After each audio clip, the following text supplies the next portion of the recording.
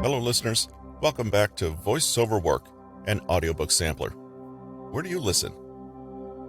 Today is May 20th, 2022, and if you're feeling a little overwhelmed today, it might be because today is such an important day. National Be a Millionaire Day, Pick Strawberries Day, Rescue Dog Day, Quiche Lorraine Day, Bike to Work Day, Endangered Species Day, Pizza Party Day, NASCAR Day, National Defense Transportation Day, and the World Autoimmune or Autoinflammatory Arthritis Day. Wow, no wonder we seem so busy lately. But despite all that, let's get right into this preview for Nick Trenton's new book, Neuro-Happiness.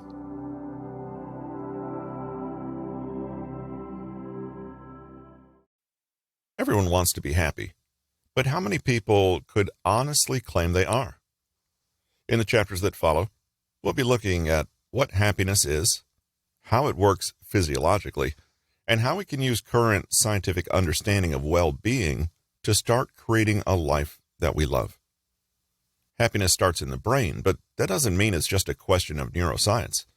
We'll be exploring the question of happiness over the course of 40 practical, evidence-based techniques covering daily happiness habits, joy-inducing environments, and short-term quick fixes for bad days. Finally, we'll consider how we can pull everything together to create lasting lifestyle changes that genuinely make us feel good. Let's dive in. Have a routine, but not a strict one. Picture the kind of person you imagine has their life together. They wake up at the same time every day, they have an orderly morning routine, and they have a fixed food, work, and exercise schedule that they move through predictably every day. They're probably quite productive, but are they happy? It turns out that although routine can be beneficial, you don't want to get stuck in a rut. Research psychologist Catherine Hartley and her colleagues conducted a study with 132 participants who were tracked for 3 or 4 months. Hartley wanted to see their general mental health state and overall mood, as well as examine what kind of daily routines they engaged in. What the data revealed was pretty interesting. People who were able to do something novel every day tended to report more positive, happy emotions than those who just stuck to the same old, same old. The novelty didn't have to be big. It could be something as simple as going to a new place or trying something different for lunch.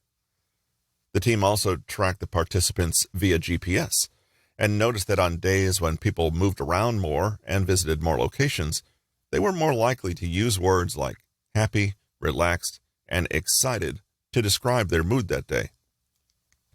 Hartley wanted to understand more, so she had some of the participants undergo an MRI scan. Here she found that the people who were regularly exposing themselves to novel situations actually had different brain function than those who didn't. Their scans showed an increase in brain activity between the hippocampus and striatum, areas of the brain associated with experience processing and reward, respectively. The more diverse experiences, the greater the connectivity between these two brain regions and the greater the reported feelings of well-being. The team published their findings in the journal Nature Neuroscience, concluding that there was a definite relationship between our daily environments, our behaviors, our brain activity, and our overall mood. Diversity of experience, they found, was positively correlated with improved well-being. Our results suggest that people feel happier when they have more variety in their daily routines, when they go to novel places and have a wider array of experiences, Hartley claimed. And since the research concluded just before worldwide COVID-19 lockdowns, many were interested in using the findings to maintain well-being despite being shut at home.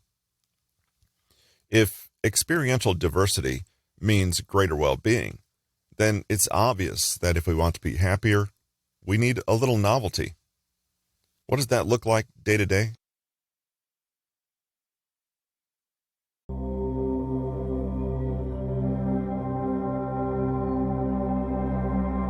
Thanks for listening to Voice Over Work, an audiobook sampler.